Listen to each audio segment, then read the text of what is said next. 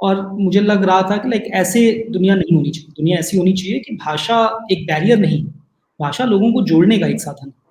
तो उस जी। समय कुछ नहीं था। फिर जब मैं वोडाफ़ोन छोड़ के स्टार्टअप खोजने की कोशिश कर रहा था, तो कुछ मेरे दोस्तों ने कहा कि तुम इस प्रॉब्लम के बारे में बहुत टाइम से बात कर रहे हो, और अगर किसी और ने अभी तक ये सॉल्व नहीं किया है, तो why don't you give it a shot? Hello and welcome to another brand new episode of NBV interviews. आज हमारे साथ एक बहुत ही स्पेशल गेस्ट हैं। पिछले 2-3 साल से हम एक काफ़ी बढ़त देखी है एक वर्नाक्युलर और लोकल लैंग्वेज कंटेंट में। आज हमारे साथ मिस्टर रंजीत प्रताप सिंह हैं, फाउंडर एंड सीईओ ऑफ प्रतिलिपि। ये एक ऐसी कंपनी है जिसने ये बूम पहले थोड़ा-सा आइडेंटिफ़ाई कर लिया था काफ़ी बाकी कंपनीज़ से, एंड इस पे एक काफ़ी अच्छा प्लेटफ़ॉर्म पे काम करना शुरू किया। तो आज इनसे जानने की कोशिश करेंगे कि आइडिया कहाँ से आया एंड इनका पिछले 6 साल का जर्नी कैसा रहा है। Welcome sir, welcome and thank you for sparing your time. Thank you for having me here. Sir start करते हैं with a little bit about your journey. How after engineering, after MBA from FMS, you went to corporate side of things? आप Vodafone में भी काम कर रहे थे कुछ टाइम। उसके बाद how did the startup bug happen and how did प्रतिलिपि happen? जी। तो एक्चुअली मेरा ऐसा कुछ स्टार्टअप करने का प्लान नहीं था जब मैंने वोडाफ़ोन छोड़ा था। जी। तो मेरा प्लान ये था कि मैं जाके किसी स्टार्टअप में पहले जब टीम छोटी होती है, ऐसे किसी स्टार्टअप में जाके वहाँ पे काम करूँगा और वहाँ पे फाउंडर्स के साथ सीखूँगा। लेकिन काफ़ी पहले से जब मैं अपने इंजीनियरिंग कॉलेज में था, तब से मुझे लगता था कि अ, लाइक पढ़ने के लिए जिस भाषा में आदमी चाहे उस भाषा में चीज़ें अवेलेबल होनी चाहिए, और पढ़ने के लिए नहीं बल्कि देखने के लिए, खेलने के लिए, सुनने के लिए, किसी भी तरह के फॉर्मेट में। तो ये मेरी चॉइस होनी चाहिए कि अगर मुझे हिंदी में पढ़ना है या मराठी में पढ़ना है या फ्रेंच में पढ़ना है या इंग्लिश में पढ़ना है। जबकि हो ये रहा था कि हिंदी कंटेंट इंटरनेट पे बहुत ही ना के बराबर अवेलेबल था, और मुझे लग रहा था कि लाइक ऐसे दुनिया नहीं होनी चाहिए। दुनिया ऐसी होनी चाहिए कि भाषा एक बैरियर नहीं, भाषा लोगों को जोड़ने का एक साधन है। तो उस जी। समय कुछ नहीं था। फिर जब मैं वोडाफ़ोन छोड़ के स्टार्टअप खोजने की कोशिश कर रहा था, तो कुछ मेरे दोस्तों ने कहा कि तुम इस प्रॉब्लम के बारे में बहुत टाइम से बात कर रहे हो, और अगर किसी और ने अभी तक ये सॉल्व नहीं किया है, तो why don't you give it a shot? And I thought that makes perfect sense. तो इसलिए बेसिकली प्रतिलिपि शुरू हुई। तो आपने जो प्रॉब्लम की बात करी, I think this comes more from your experience as well कि बचपन में आपको पढ़ने का काफ़ी शौक था और वो आपको एक दिमाग में रहा हमेशा कि हाँ, हर लैंग्वेज में होना चाहिए ये चीज़। जी, बिल्कुल। तो मुझे बचपन से ही कहानियाँ कहानियाँ भी नहीं बल्कि सब कुछ पढ़ने का बहुत शौक था। तो शुरुआत की थी कॉमिक्सें पढ़ने से, फिर उसके बाद लाइक हिंदी कंटेम्प्रेरी लिटरेचर, फिर उसके बाद जब मैं इंजीनियरिंग कॉलेज गया तो रियलाइज़ हुआ कि हिंदी में तो कुछ है ही नहीं। तो इसलिए मैं इंग्लिश में शिफ्ट हुआ, और इसीलिए मुझे ये लगता था कि ऐसा नहीं होना चाहिए। लाइक मुझे खुद से इंग्लिश में पढ़ना है, बहुत अच्छी बात। लेकिन अगर मुझे हिंदी में पढ़ने का मन है या मराठी में पढ़ने का मन है, तो ऐसा नहीं होना चाहिए कि हिंदी या मराठी में कंटेंट ही नहीं। जी, बिल्कुल। तो अब आते हैं आइडिया। तो I mean from the start itself idea बहुत बहुत ही अच्छा था। But to get it off the ground, किस तरह के चैलेंजेस, किस तरह के चीज़ें करने पड़े to get something like this off the ground? तो मेनली 2 तरह के चैलेंजेस होते हैं। पहला चैलेंज ये होता है कि कोई भी बड़ी जर्नी आप अकेले नहीं कर सकते, तो आपको अपने साथ देने वालों की ज़रूरत होती है। अब वो जी। साथ देने वाले लोग टीम वाले भी हो सकते हैं, इन्वेस्टर्स भी हो सकते हैं, यूज़र्स भी हो सकते हैं, फैमिली हो सकती है। तो क्योंकि उस समय इंडिया में यूजीसी प्लेटफ़ॉर्म्स इतने बने नहीं थे। यूजीसी मतलब होता है यूज़र जनरेटेड कंटेंट, जहाँ पे लोग आके कंटेंट क्रिएट कर रहे हैं। जी। तो ऐसे क्योंकि ज़्यादा कंपनीज़ बनी नहीं थी, इसलिए बहुत ही मुश्किल था लोगों को ये समझाना कि यूजीसी होता क्या है और क्यों यूजीसी कंपनी चलती है। तो हाँ जी। जनरली यूजीसी कंपनीज़ जब तक एक क्रिटिकल मास पे नहीं पहुँच जाती, तब तक वो मोनेटाइज़ नहीं करती। इंडिया में जी। ये भी इतना उस समय लोगों को आइडिया नहीं था कि ऐसा कैसे हो सकता है कि कंपनी पैसा ही नहीं बना रही है। और ये प्रॉब्लम इन्वेस्टर के साथ तो थी ही थी, बट उससे भी ज़्यादा खुद की टीम के साथ, खुद की फैमिली के साथ। तो मेरी मॉम अक्सर कहती थी कि अगर कंपनी पैसा नहीं बना रही है, तो तुम खाना कैसे खाते हो? लाइक कब तक ऐसे काम चल जी। पाएगा? जी। तो पहली प्रॉब्लम तो ये थी कि लोगों को समझाना कि बिज़नेस मॉडल क्या है, कंपनी क्या है, होता क्या है यूजीसी, कैसे ऑपरेट करता है। दूसरी प्रॉब्लम ये थी कि जो जनरली सभी मार्केट प्लेसेस में आती है, बट यूजीसी प्लेटफ़ॉर्म्स में और भी ज़्यादा आती है, कि जब तक आपके पास राइटर्स नहीं है तब तक रीडर्स क्यों आएँगे, या रीडर्स नहीं है तो राइटर्स क्यों आएँगे? तो आपको कंटेंट भी चाहिए और आपको कंज्यूमर्स भी चाहिए, दोनों एक साथ। तो जी। आप वो चीज़ प्रॉब्लम कैसे सॉल्व करें? तो ये 2 बड़े चैलेंजेस। तो इन इन चैलेंजेस का आपने किस तरह से you went around them and tackled them? तो पहला चैलेंज तो सही बोला जाए तो पूरी तरह से कभी सॉल्व नहीं होगा। अब धीरे-धीरे करके ये हेल्प हो रही है क्योंकि और भी कंपनीज़ अपने-अपने प्रोडक्ट्स लॉन्च कर रही हैं। प्लस लोग फेसबुक, व्हाट्सऐप, गूगल, यूट्यूब इनसे ज़्यादा आदी हो गए हैं। और जी। थोड़ा लाइक डिफरेंट कंट्रीज़ की मार्केट के बारे में भी पता चल रहा है। तो people have understood that US में क्या होता है, चाइना में क्या होता है, बाकी जगहों पे क्या होता है। तो I think over a period of time जनता की अंडरस्टैंडिंग थोड़ी बेटर हो गई है। दूसरा इंडिया में भी कई सारे प्रोडक्ट्स नए आए। कुछ इंडियन कंपनीज़ जैसे शेयरचैट या एमएक्स प्लेयर, जी। कुछ बाहर की जी। कंपनीज़ जैसे डांस, जिनकी वजह से लोगों में और भी जागरूकता फैली कि अच्छा यूजीसी प्लेटफ़ॉर्म से कुछ होते हैं। ऐसे भी कुछ प्लेटफ़ॉर्म्स होते हैं जहाँ पे आपको मोनेटाइज़ करने के लिए पहले क्रिटिकल मास पे पहुँचना पड़ता है, लेकिन एक बार आप क्रिटिकल मास पे पहुँच गए तो मोनेटाइज़ जनरली हो जाता है। तो जी। पहला तो लाइक समय के साथ धीरे-धीरे आसान हो रहा है, but it's still a challenge, it's just less of a challenge. दूसरे के लिए हमने कई सारी चीज़ें एक साथ की। तो पहली चीज़ तो हमने ये की कि हम जो तो प्रतिलिपि शुरू करने से पहले ये डिसाइड करने के लिए शुरू करने लायक है भी कि नहीं, मैंने कुछ 350 लेखकों से बात की थी उनकी प्रॉब्लम्स को समझने के लिए। तो अच्छा। सबसे पहला काम जो हमने किया वो हम वापस इन 350 लोगों के पास गए और उनसे कहा कि आपने हमें ये प्रॉब्लम्स बताई थी और अब हम इनको सॉल्व करने की कोशिश कर रहे हैं। तो जी। इसके लिए आप अपना प्रतिलिपि पर आके अपना प्रोफ़ाइल बनाएँगे। ज़्यादातर लोगों ने मना कर दिया क्योंकि वही रीडर्स है नहीं तो मैं अपना प्रोफ़ाइल क्यों? तो हमने बोला कि एक काम कीजिए, आप हमें परमिशन दीजिए। हम आपका प्रोफ़ाइल बनाएँगे, हम आपका कंटेंट अपलोड करेंगे, सब कुछ हम करेंगे, आप खाली परमिशन दे दीजिए। तो शुरुआत में हमने वो किया। फिर दूसरा स्टेप था जो पब्लिक डोमेन कंटेंट होता है, वो कंटेंट लेके आए। फिर तीसरा स्टेप था कि जितने राइटर्स हमारे साथ जुड़ गए थे, हमने उनको लाइक सबसे बेहतरीन सर्विस देने की कोशिश की। कि कुछ भी प्रॉब्लम आती है, चाहे रात का 12 बज रहा हो, लेकिन तुरंत का तुरंत सॉल्व करने की कोशिश की। तो उससे अच्छा ये हुआ कि ये राइटर्स जाके अपने दोस्तों से बोलने लगे कि आप भी अपनी रचनाएँ प्रतिलिपि प्रकाशित कर सकते हैं। तो हमने पहले सप्लाई साइड पे फ़ोकस किया और फिर धीरे-धीरे करके इससे डिमांड आई और फिर धीरे-धीरे करके ये चलने लगा। तो जैसे आपने बोला राइटर्स वाला तो एक ऑब्वियसली काफ़ी मेहनत से मैं ये नहीं कहूँगा आसानी से हो गया। पर when it comes to communicating with the masses कि सबको अवेयरनेस स्प्रेड करना ही कि ओके अब आप भी अपने लैंग्वेज में चीज़ें देख सकते हो, वो भी एक थोड़ा-सा टास्क रहा होगा बिकॉज़ ये चीज़ कोई एक्सपेक्ट नहीं करता है, ये चीज़ पे कोई इतने आराम से भरोसा भी नहीं करता था स्पेशली आज से 6 साल पहले। तो तो वो कैसा रहा? तो ये अभी भी एक प्रॉब्लम है का लाइक बहुत कम लोगों को पता भी होगा कि प्रतिलिपि है क्या? तो और इसका एक सॉल्यूशन तो ये है कि आप काफ़ी सारा पैसा एडवर्टाइज़िंग या ब्रांडिंग में खर्च करें, बट जी। ये हमारी कोई स्ट्रैटेजी उतनी रही नहीं। बट हम लोगों के लिए आई थिंक फेसबुक बहुत ज़्यादा ही पावरफुल साबित हुआ कि लोग प्रतिलिपि पे आके अपनी कहानियाँ पढ़ते हैं जब भी और उनको अगर कोई कहानी अच्छी लगती है तो जाके उसे फेसबुक पे ख़ास तौर पे बट उसके अलावा व्हाट्सऐप पे और ट्विटर पे और बाकी अकाउंट्स पे जाके भी शेयर करते हैं। तो जी। बहुत सारे लोग ऐसे होते हैं जिनको प्रतिलिपि के बारे में पता इसलिए चलता है क्योंकि किसी ने प्रतिलिपि की एक कहानी फेसबुक पे शेयर की थी, तो उन्होंने उस लिंक पे क्लिक किया और उसके बाद जाके एक कहानी पढ़ ली। फिर ऐसा 5 बार 10 बार करने के बाद उनको लगता है कि अब 10 कहानियाँ पढ़ी अच्छी लग रही है, तो ऐसा करते हैं कि इसकी ऐप डाउनलोड कर लेते हैं। तो जी। धीरे-धीरे करके लोग फिर वो पहले फेसबुक से शुरू करते हैं, फिर वेबसाइट पे आते हैं, फिर ऐप डाउनलोड करते हैं। तो बहुत सारे पाठक मेरा ख़्याल है कि कम से कम 70% पाठक ऐसे होंगे, जिन्हें फेसबुक से और फेसबुक पे किसी के द्वारा शेयर किए गए लिंक से पता चला होगा कि प्रतिलिपि है क्या चीज़। तो सर जैसे आपने अभी इन्वेस्टर्स का भी मेंशन किया था and from what I know थोड़ा-सा हम लोग जानते भी हैं इस चीज़ को। शुरुआत में आपका काफ़ी बड़ा वो चैलेंज था having been turned down by a lot of different investors जब आप सीड फंडिंग राउंड के लिए बात कर रहे थे लोगों से। तो वो दौर कैसा रहा? वो टाइम किस टाइप का गया?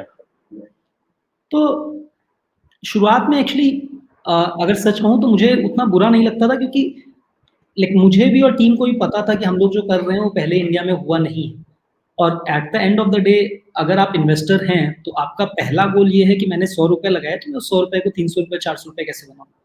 तो अगर आपको भरोसा नहीं है कि ये लोग क्या कर रहे हैं और मार्केट बनेगा भी कि नहीं बनेगा, पहले किसी ने किया नहीं है, तो उस पे भरोसा करना एक्चुअली डिफिकल्ट होता है। तो जी। I would never blame the investors कि व्हाई दे सेड नो। दूसरा ये था कि क्योंकि हम लोग लाइक बहुत ज़्यादा ही कॉस्ट कॉन्शियस थे। तो मतलब हमें हमेशा से पता था कि यार हमको तो कंपनी चलानी है, भले ही किसी और को लगे कि चाहे ना लगे कि कंपनी चलनी चाहिए या नहीं चलनी चाहिए। तो व्हिच मेंट कि we always kept our burn rate relatively low, which meant that हमेशा ये था कि अगर इन्वेस्टमेंट कोई मना कर भी रहा है, तो मैं अपने दोस्तों से थोड़ी-सी उधारी लेके और 1-2 महीने फिर से चला सकता हूँ। तो आई थिंक सिर्फ़ प्रतिलिपि में ही मैंने कम से कम अपने दोस्तों से आई थिंक 29-30 लाख की उधारी ली होगी टू मेक श्योर कि लाइक जितने खर्चे हैं वो सब चल पा रहे हैं। ओके। सो आपने दोस्तों की बात करी, वो एक मुझे याद दिलाता है। आपके हुँ, को-फाउंडर्स आपके काफ़ी आई थिंक वन को-फाउंडर आपके एमबीए बैचमेट हैं, एक आपके इंजीनियरिंग बैचमेट थे, एक वोडाफ़ोन में भी शायद उनमें से एक थे आपके साथ। वो किस तरह का रहता है? बिकॉज़ 2 ट्रेन ऑफ थॉट रहते हैं इस चीज़ के पीछे। कुछ लोग कहते हैं कि बहुत ज़्यादा दोस्तों के साथ मत एंगेज करो, क्योंकि अच्छा। और कुछ जैसे आपके आपके केस में तो ये साबित भी हो गया है कि जिनके साथ आप पहले से जानते हो वो बेटर ही हो गया है। तो आपका क्या थॉट प्रोसेस था इसके पीछे? तो आई थिंक जनरली बात नंबर ऑफ को-फाउंडर्स की या आप पहले से कितना जानते हैं, नहीं जानते हैं उसकी कम है। बात घुमा-फिरा के 3 चीज़ों की है। पहली चीज़ ये है कि there has to be enough mutual respect between all the early team members and I don't mean just founders, I mean all the early team members. That is probably the most important. Second कि दोनों की सोच same नहीं होनी चाहिए, but there has to be broad alignment कि आपको कैसी कंपनी बनानी है। अगर एक को लगता है कि एक्स टाइप की बनानी है और दूसरे को लगता है बिल्कुल माइनस एक्स बनानी है, तो वो दिक्कत है। तो there has to be some broad alignment. और तीसरा ये कि there has to be some complementary skills. अगर 4 लोग हैं और 4 के चारों को एक ही काम आता है, तो वो दिक्कत है। But as long as these 3 conditions are met, I think usually it's okay. तो अब प्रॉब्लम ये है कि आपको पहले से पता कैसे चलेगा कि ब्रॉड अलाइनमेंट है फॉर एग्ज़ाम्पल। तो अगर आप किसी हुँ, को पहले से जानते हैं, तो it's relatively easier to guess कि आपकी सोच कैसी है, सामने वाले की सोच कैसी है, आपकी एस्पिरेशंस कैसी हैं, सामने वाले की एस्पिरेशंस कैसी हैं, आपकी वैल्यूज़ क्या हैं, सामने वाले की वैल्यूज़ क्या हैं। तो पहले से जानने का फ़ायदा ये है कि आप ऑलरेडी जानते हैं कि कंपैटिबिलिटी कितनी है, कितनी नहीं। फिर भी थोड़ा जी। रिस्क लगेगा ही, लेकिन इससे वो रिस्क थोड़े हद तक मिटिगेट हो जाता है। Number of people may, I think, generally having 2 or 3 co-founders is probably best. But at the end of the day, the most important quality of a founder is resourcefulness. So early days, if you're not able to raise a lot of money, then basically the best way out is to have more co-founders, give them more equity instead of more cash, and that is how you get the company off the ground. So think of, for example, the difference between US companies like let's say a Google, where cash is relatively more easily available, versus China back in the day. So Alibaba had a lot of co-founders because there Yeah. was no way that Jack Ma could have paid these many people full market salary. And I think both are okay. Like as long as there is broad alignment and there is enough respect, there is not a particular problem with having large number of co-founders. Okay. So, in the last 6 years, uh, किस तरह के की learnings रहे हैं with the brand and with the market प्रतिलिपि के साथ? I think uh, पहला तो ये होगा कि like there are different ways to do the same thing. तो a lot of times experts will say कि ये तो ऐसे ही होता है, ये तो ऐसे ही होता है, ये तो ऐसे ही होता है, without really diving deep into the context. So you can do the same thing in multiple different ways, and it's important to pick your path, your strategy, and stick to that instead of trying to do everything all at the same time. So I think one of the biggest mistakes that I've seen smart people make is that they lose their focus and they try to do too many things at the same time. So it's important to realize that just because, for example, let's say short video is powerful and short video is going to be large, doesn't mean that every single company should be doing that. Yeah. Or for example, just because lending happens to be easy to monetize, doesn't mean that every single company be into lending. तो अपना खुद का first principle से सोचना बहुत important है. That would probably be one. Second would probably be that you have to balance long-term strategy with short-term execution. एक किसी भी एक के बिना दूसरा नहीं चल सकता. तो अगर आप शॉर्ट टर्म एग्जीक्यूशन अच्छा नहीं कर रहे हैं, आप मोमेंटम लूज कर रहे हैं, तो बेसिकली आपकी टीम डिमोटिवेट होने लगेगी, आपके इन्वेस्टर्स डिमोटिवेट होने लगेंगे और कंपनी भी. ऑन द अदर हैंड अगर आप सिर्फ शॉर्ट टर्म एग्जीक्यूट बहुत अच्छा कर रहे हैं बट लॉन्ग टर्म स्ट्रेटजी अच्छी नहीं है, तो आप 10 मिलियन 20 मिलियन 50 मिलियन खर्च करेंगे, 2 साल 4 साल 20 साल काम करेंगे, लेकिन उसके बाद कंपनी नहीं जाएगी. You need to have the right trade off between long term strategy and short term execution, and both are important at the same time. Third, probably as the team size keeps on growing, the kind of people that you have and how they are working together is probably more important than anything else. And it's simply about leverage, right? Like एक आदमी कितना काम कर सकता है, लेकिन 10 जी, लोग मिलके बहुत कुछ काम कर सकते हैं। अगर वो 10 के 10 सेम डायरेक्शन में खींच रहे हैं तो। हाँ जी। तो ये ज़रूरी है कि लाइक आप बहुत ही केयरफुल रहें कि आप किन लोगों के साथ काम कर रहे हैं, और ये ज़रूरी है कि आप कंसिस्टेंट रहें कि आप कैसे काम कर रहे हैं लोगों के साथ। तो these would probably be my top 3 learnings. तो अभी आपने टीम की बात की। Um, when hiring while getting people in for the team, क्या वो एक कौन-सी क्वालिटी होती है जो आप नज़र रखते हैं कि हाँ, ये क्वालिटी मिल जाए फिर तो सेट है? आई डोंट थिंक कि एक क्वालिटी ऐसी कोई जादुई क्वालिटी है, बट सबसे ज़्यादा जो हम देखते हैं और जो चीज़ आई थिंक प्रतिलिपि के मामले में डिफरेंट है compare to most companies, is कि हम लोग ऐसे नहीं सोचते हैं कि इस आदमी ने यहाँ से पढ़ाई की है, इतने साल नौकरी की है, इसको ये आता है एंड दैट्स इट। हम लोग आदमी को एक पॉइंट की तरह देखने की जगह पे एक लाइन की तरह देखते हैं कि आपने पिछले 10, 20, 25, 50 डिपेंडिंग ऑन आपकी एज क्या है, इतने सालों में क्या किया? How have you improved? What we are trying to do is कि we are not necessarily trying to hire the best person right now. We are generally trying to hire who has the capacity to grow at the fastest pace. उसके कई फायदे होते हैं। पहला फायदा ये होता है कि that builds automatically more diversity into the team. जी, I think I care a lot about diversity but not in the traditional sense. So we have never said for example कि मुझे इस रोल के लिए एक लड़की चाहिए, या इस रोल के लिए एक डिफरेंट रिलीजन का आदमी चाहिए, या इस रोल जी, के लिए एज का पर्सन चाहिए। And even then, Pratlipi would have like higher diversity than most other companies. So our VP engineer, for example, is a girl who is like 40 plus. Generally, engineering is supposed to be a men's game, and even at that, it's supposed to be a young men's game. या Our head of product is a girl. Like bunch of other roles like that. Our vertical head, like the guy who runs our Pratlipi Comics entire vertical, I think he's about 24. Another vertical right order, the guy who runs that is like 22. So generally, when you're looking at people in terms of how they are growing and how they are likely to grow, then you give more chances to people who are hungrier, who have more ambition. As against here, you got lucky that you were born in Mumbai instead of being born in a smaller place, या or you went to Delhi instead of a random college, and that is why you are right now ahead. But even though your curve might not be as fast, so I think steeper learning curve is probably something that differentiates Pratlipi compared to most other companies. Okay. मेरा actually next question was about to be about that the verticals you spoken about. Comics और audio आपने add किया recent times में प्रतिलिपि में, as अपोज़्ड to पहले कहानियाँ वगैरह। इसको ऐड करने के पीछे what was the thought process, what was the driving factor? यार तो ऑनेस्टली हमने जब प्रतिलिपि शुरू भी नहीं किया था, तब से ही हम बोल रहे थे कि Pratilipi is not about text और literature. It okay, just happens to be what we are starting off with, क्योंकि कहीं ना कहीं तो शुरू करना ही है। और जी, जब आप छोटी टीम होते हो तो आप चार चीजें एक साथ नहीं कर सकते, क्योंकि फिर कोई भी एक काम अच्छे से नहीं कर पाओ। जी, तो हमेशा से था कि Pratilipi is a story telling platform across formats, across languages, across devices, across geographies, across all other patterns. So from our perspective, it's not even that it's a new product or anything. It's just a natural extension that text is one format, audio is another format, comics is another format. Over a period of time, there will be 10 other formats. Uh, we have now 12 languages. Over a period of time, there will be 100 languages. But these are just natural extensions. So we don't think of them as कि कुछ तो अलग कर रहे हैं। शुरुआत से हमारी स्ट्रेटजी सिंपल थी कि story telling is the focus across everything. okay, okay. So, now that the verticals have been added, and I'm sure more are in the works, slowly and steadily आप और भी ऐड करेंगे। Right, Uh, absolutely. what kind of barriers do you see for growth of Pratilipi from this point on? कि आपको क्या लग रहा है कि next set of challenges क्या हो सकता है? तो single biggest challenge is because as I said, right, like Pratilipi का कल्चर थोड़ा यूनिक है, both in terms of hiring but also in terms of how we work. So we Yeah, have insanely high independence and insanely high transparency. But that also means that you need to find people who thrive in this kind of environment, and that's not easy.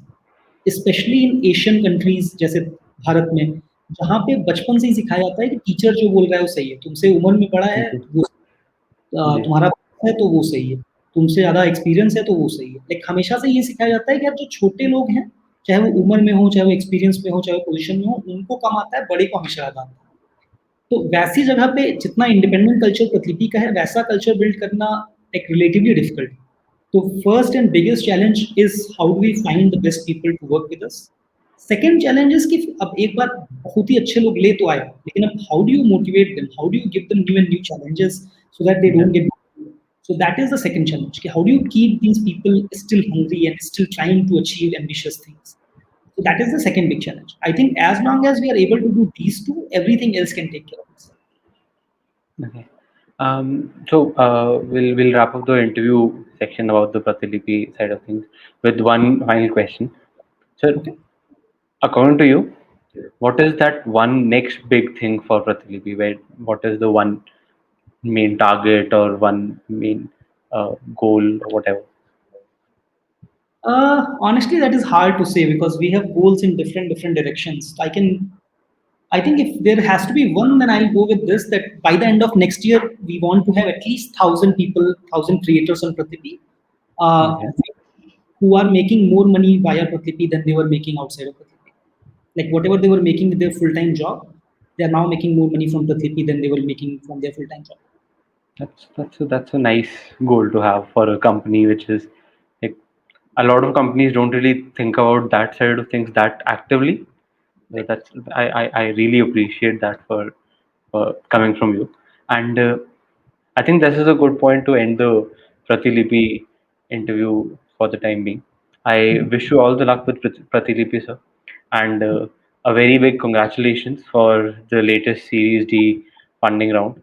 I know, like you also spoken about how it was a very big challenge initially, and Right. to get to Series D now, it is a good thing, and I hope it just keeps going stronger and stronger.